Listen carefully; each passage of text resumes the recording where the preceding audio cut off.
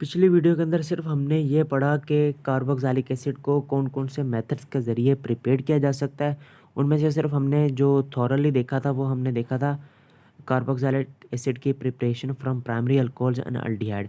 अब इसके अंदर इस लेक्चर को हम फर्दर कंटिन्यू करेंगे और इसके अंदर जो दूसरा मेथड हमारे पास आता है अल्केन नाइट्राइल्स। अल्केन नाइट्राइल्स से कार्बोक्सिलिक एसिड को प्रिपेयर किया जा सकता है, लेकिन उससे पहले आपको पता होना चाहिए कि नाइट्राइल्स किसे कहते हैं।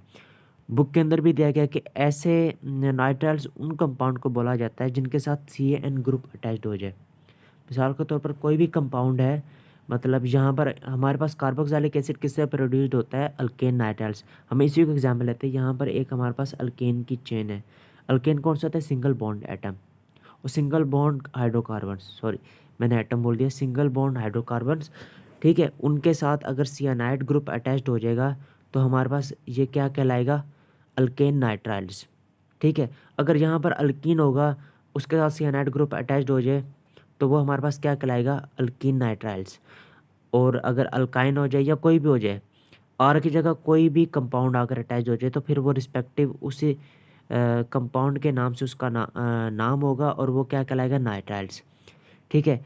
अब जो यहाँ पर दिया गया कि कौन से नाइट्राइल्स के ज़रिए कार्बोक्सिलिक एसिड को प्रिपेयर किया जा सकता है, तो आपने ये बात याद रखनी है कि सिर्फ अल्केन नाइट्राइल्स, कौन से, सिर्फ अल्केन नाइट्राइल्स के ज़रिए ही कार्बोक्सिलिक एसिड को प्रिपेयर किया जा सकता है। अब अल्केन नाइट्राइल्स के साथ क्या किया जाए कि वो कार्बोक्सिलिक एसिड के अंदर कन्वर्ट हो जाए। तो अल्केन नाइट्राइल्स यहाँ पर हमारे पास एग्जांपल दी गई है, अल्केन नाइट्राइल्स, ठीक है। ये हमारे पास अल्केन नाइट्राइल्स है, इसको हम बॉयल करते हैं किसके साथ, मिनरल एसिड या अल्कलीज के साथ। इसको हम बॉयल करेंगे मिनरल एसिड और अल्कलीज के साथ, तो हमारे पास बन जाएगा कार्बोक्सिलिक एसिड। और हमने यहाँ पर हाइड्रोक्लोरिक एसिड के साथ बॉयल किया तो हमारे पास उससे रिस्पेक्टिव क्या बनेगा, अमोनियम क्लोराइड, ठीक है। एक तो ये मेथड है। अब फिर उन्होंने फर्दर आपकी किताब के अंदर बोला है कि अल्केन नाइट्राइल्स कैसे तैयार होते हैं, तो वो उसका भी उन्होंने एक एग्जांपल दी हुई है। अल्केन नाइट्राइल जो होते हैं, अल्काइल हैलाइड, आपने पिछले चैप्टर में पढ़ा होगा कि अल्काइल हैलाइड क्या होता है। अल्काइल हैलाइड होता है अल्केन के साथ, अगर अल्केन मिसाल के तौर पर ये हमारे पास अल्केन है, ठीक, CH3, ठीक है।